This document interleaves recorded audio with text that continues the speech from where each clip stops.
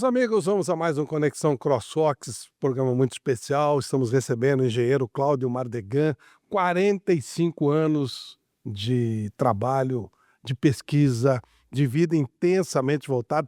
O currículo do Cláudio é uma coisa espetacular, mas eu vou pegar só o começo aqui. Engenheiro de sistemas elétricos de potência, especialista em proteção de sistemas elétricos de indústria, comércio e concessionário. Cláudio, prazer em te receber aqui. Prazer é meu. É um trabalho extremamente importante esse que você faz, dentre tantas coisas, mas fechando um pouquinho nesse, como é que você partiu para esse lado? Como é que você, sentiu que é algo que pouca gente fala, a gente vai depois, comentar aqui durante o nosso podcast, mas como é que você partiu para essa linha de trabalho cuidando da segurança dessa parte elétrica, Cláudio? Bom, a história é um pouco longa. Eu sempre digo que a natureza empurra a gente para onde a gente tem que ir.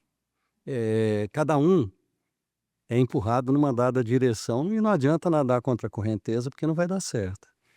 Então as coisas aconteceram naturalmente, né? Então eu me formei em 1980 lá na EFEI, hoje é Unifei, Universidade Federal de Itajubá. Então, 1980 para 2025, 45 anos. Por que que eu fui parar nessa área aqui de estudos e análise de sistema? Quando eu me formei, o Brasil estava numa recessão muito grande na época. E aí, o que que aconteceu? Os meus amigos, poucos, estavam conseguindo emprego, né?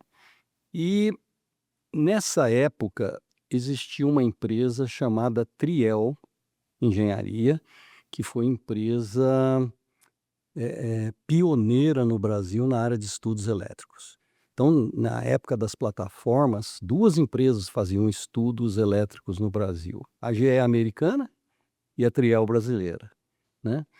Então, na Triel, existia um consultor que era professor em Itajubá, que era o professor Edilberto. Ele era da área chamava de computação na época, né, não chamava nem informática ainda, né.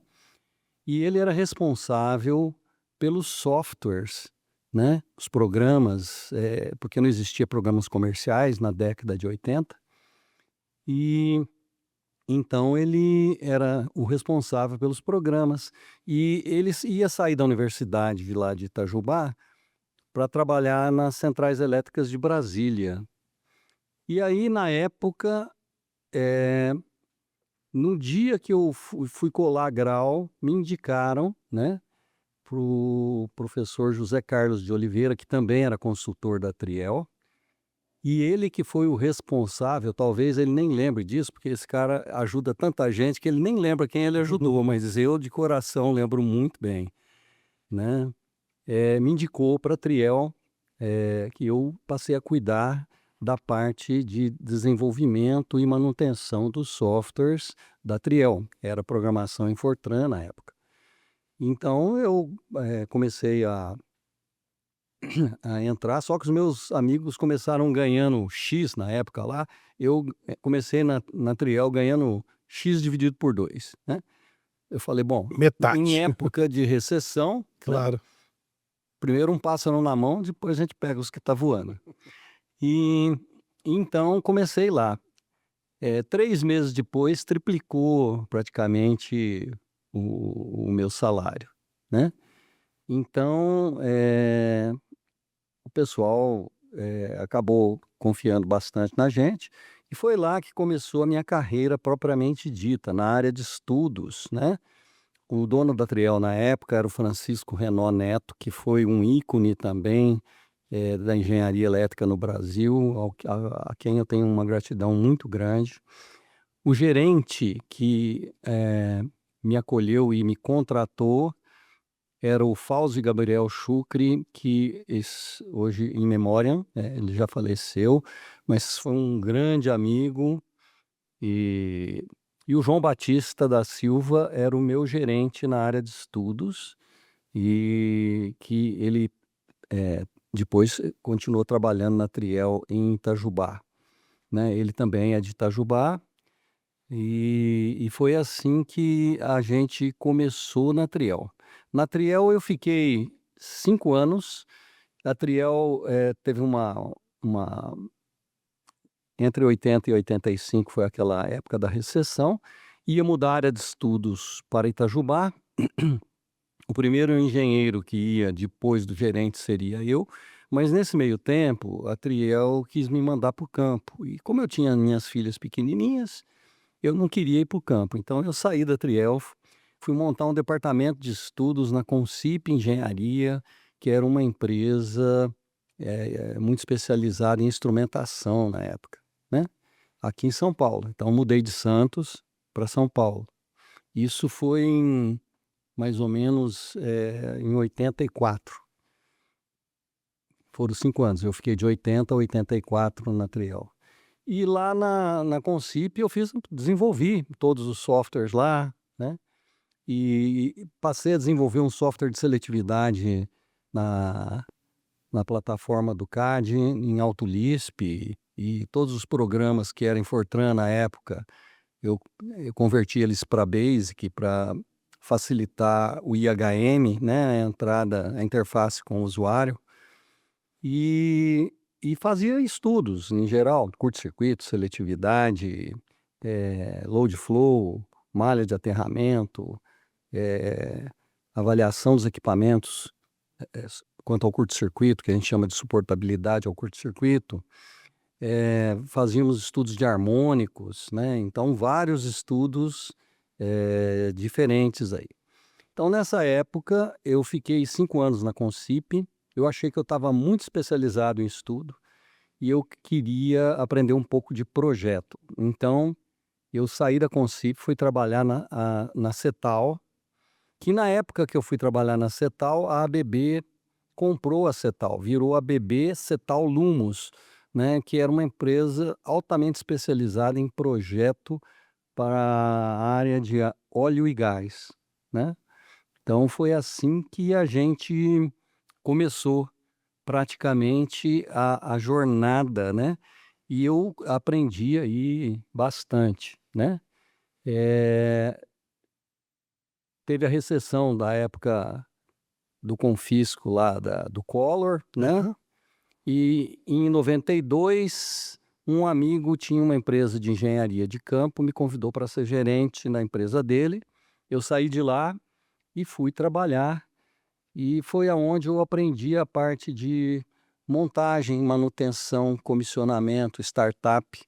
Então eu passei por todas as etapas, desde o projeto até a manutenção, operação, comissionamento. Então isso me deu uma visão diferenciada de todo um empreendimento dentro da área elétrica.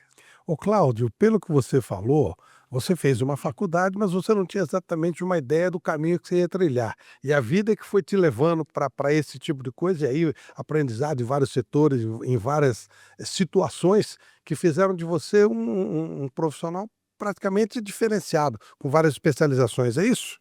Isso mesmo. E é aí que eu gostaria de chamar a atenção de todos que nos ouvem no seguinte quesito. A natureza, ela propõe para você as oportunidades. Ou você sobe no bonde ou não sobe.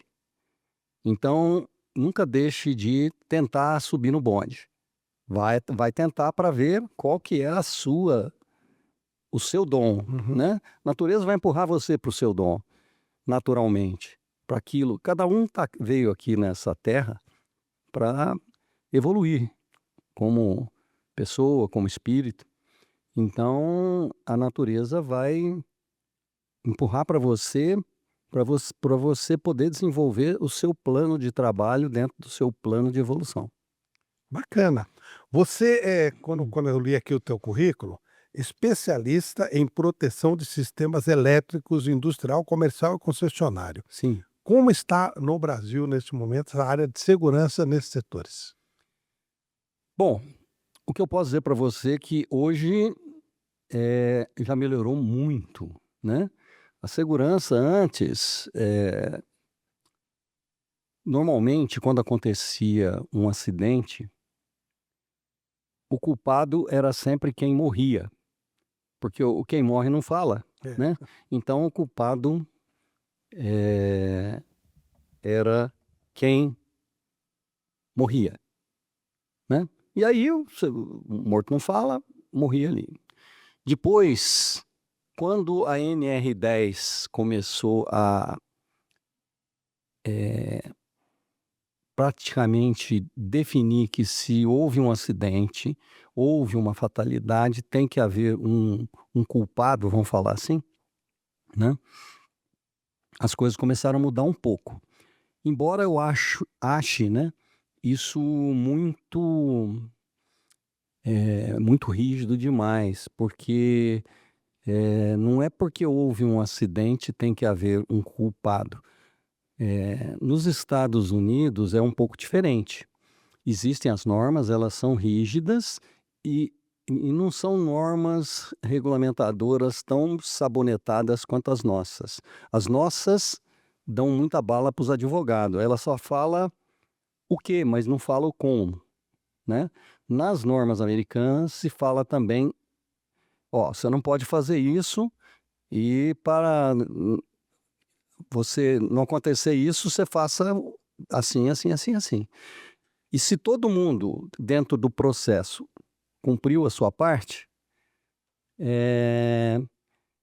então significa que a norma tem que ser melhorada, porque não cumpriu-se tudo e na norma brasileira não. Se não importa se está escrito, porque como ela não fala o como, aí fica fácil você dizer, não, ele é o culpado. Aí alguém vai. O fato da pessoa ter sido relapsa, por exemplo, não pesa nesse momento. É, não só ser relapsa, né? O contexto geral, né? Porque imagina o seguinte: você tem empresas e empresas. Se a empresa fez tudo que tinha, deu os EPIs, deu os treinamentos, né? eh, de segurança, deu os treinamentos técnicos, o cara é habilitado ou qualificado, tem todas as condições dele fazer um bom serviço. E se ainda assim acontece um acidente, tem culpado, né? Então tem que ver aonde que está a falha dentro do processo e corrigir a falha, PDCA, né? Melhoria contínua. É, porque da nossa norma do jeito que não existe melhoria contínua. O pessoal só quer achar um culpado e morreu, né? Isso dá dinheiro para advogado, isso dá dinheiro, tira dinheiro das empresas, o que é ruim, né? Porque uma coisa que acontece aqui no Brasil, que o sistema foi montado para as empresas quebrarem, né? O sistema trabalhista, o sistema, as tributações, né? Se você for tentar lembrar o nome de 10 empresas que não são de economia mista nem governamentais, que têm mais de 100 anos de idade, você vai ter dificuldade em elencar isso. Os Estados Unidos está cheio de empresas com mais de 100 anos, né? Então, tem que haver essas mudanças, porque só existe empregado se tiver empregador. Se você matar as empresas, aí não tem trabalho, né? Cada um tem que trabalhar por si e fica mais difícil. Você está lançando um livro, junto com 2 outros parceiros, e depois nós vamos falar especificamente do livro Uhum. num podcast que se segue. O tema principal é arco e flecha. E o que é um arco e flecha? Bom, eh, todo mundo conhece máquina fotográfica. Quando você está num local escuro, a hora que você pressiona o botão para tirar a foto, ela dá um flash, Isso. né? Esse flash, em inglês, significa intermitência, tchuc, tchuc, né? É uma intermitência. E o arco elétrico, ele tem essa característica, esse flashing é essa intermitência, que é aquela a gente vê mais pelo clarão, mas junto com o clarão, ele vem uma explosão, ele vem uma nuvem de plasma que é lançada sobre o trabalhador, e essa nuvem de plasma pode causar queimaduras sérias. Quando queima mais do que 50% do corpo, uma queimadura de 2º grau, o passaporte para São Pedro já está carimbado, só resta saber dentro de quais dos 30 dias ele vai embarcar, né? Uhum. Então, quem identificou, fez a associação da energia que é liberada no arco com a temperatura da pele e a queimadura, né? Quem fez essa correlação foi o Ralph Lee, com base na curva de Stokes, né? Que verifica as temperaturas onde e nos livros também de medicina, né? Que mostram até onde a temperatura que a pele atinge vai ter uma condição de pele curável ou não curável, né?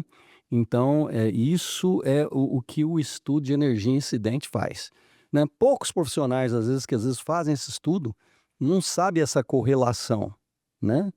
Mas, no fundo, quando nós estamos limitando a energia num dado valor, a gente está exatamente evitando que as lesões não cheguem a uma queimadura do 2º grau para o cara não ter fatalidade, para não haver uma fatalidade. Já que nós estamos falando de segurança, há condição de se ter uma segurança absoluta ou é impossível? Bom, a palavra absoluta é muito forte, né? Nada nessa Muita vida é coisa, né? absoluto, né? Tudo é probabilidade, né? A única coisa certa que a gente sabe é que vai morrer, mas a gente não sabe quando. Isso. Então, isso é probabilístico, pode acontecer de um jeito, de outro, né? Que nem SPDA, então você põe toda a proteção possível, mesmo assim, você ainda pode ter uns 2, 3% de probabilidade, né? Então, absoluto não existe, mas até porque os equipamentos podem falhar, né? Mas tem equipamentos que garantem os famosos arc quenching devices, por exemplo, quando eles existem nesses painéis, eles promovem... porque qual que é o problema do arco? Ele tem uma resistência então quando dá um arco fase terra, e 90% das faltas começam com uma falta fase terra, essa energia ela é liberada, né? Então existem equipamentos que curto-circuitam as 3 fases para a terra, num tempo menor que 10 milissegundos, né? Contando o tempo do relé do arco mais a atuação do dispositivo. E aí não dá tempo de queimar a pele, entende? E aí você jampeia a resistência do arco, virou uma falta franca, não tem dissipação de energia, então existe isso. Existem equipamentos, painéis elétricos que são arco resistentes. O que significa? Que ele confina o arco lá dentro por um certo tempo que ele foi projetado, fabricado, testado e certificado. Uhum. E ele contém o arco lá dentro. E aí, quando ele contém o arco lá dentro, não vai atingir o trabalhador, Perfeito. né? Então, com isso, né, você protege o trabalhador. Então, essas soluções são os EPCs, né, os equipamentos de proteção coletiva. A última instância são os EPIs, que são as vestimentas arc-rated, né?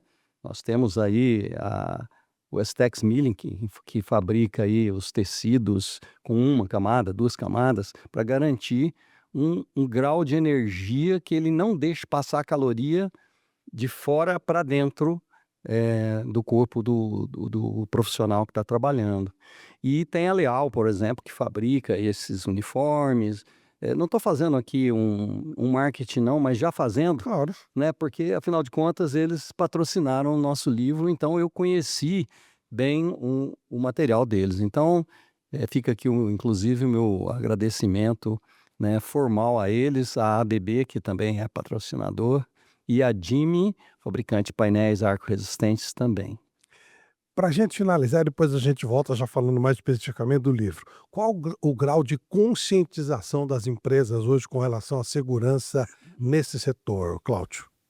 Bom, o que eu posso dizer para você? Nós temos que dividir aí 2 classes de empresas. As empresas corporativas, né, de grande porte, todas elas são bem conscientes nisso hoje, a maior parte delas, né? Você pega uma Vale, uma Petrobras, uma Braskem, essas empresas grandes, uma General Motors, né? Eu estou falando isso porque eu fiz estudo para essas empresas, né? Então eles têm essa consciência bem aguçada, né? Mas existem também as empresas pequenas que não sabem de nada, né?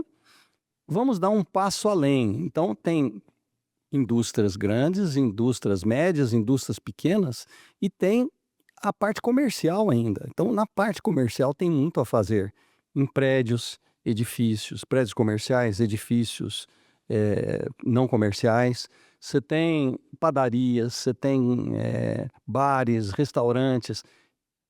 Não chegou aí a consciência ainda. Então, é um trabalho forte que tem que ser desenvolvido nesse sentido. Esse livro que nós escrevemos, ele não fala só de arco elétrico e energia incidente como método de cálculo. Não, a gente fala em segurança, a gente fala que tipo de vestimento o cara tem que usar, né?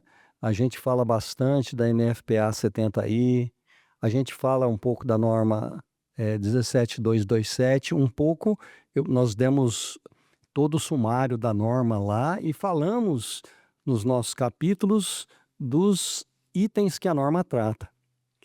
Cláudio Mardegan, obrigado por nos atender, mas num dos próximos Conexão CrossFox nós vamos estar com você, com o Felipe, que é um dos autores do livro também, são 3 autores, né? Isso. E aí vamos conversar mais detidamente sobre essa, quase que uma bíblia, né, de norma de segurança, 869 páginas. Não, isso? o 856 é meu livro de proteção. Esse livro também é um compêndio de energia incidente e segurança, que é bom também para os técnicos de segurança. Vai sair com 464 páginas. Um pouquinho menos. Metade. Obrigado, Cláudio. Eu que agradeço a oportunidade. Em breve estaremos de volta com Um abraço a todos aí. um outro Conexão CrossFox. Até já. Mais.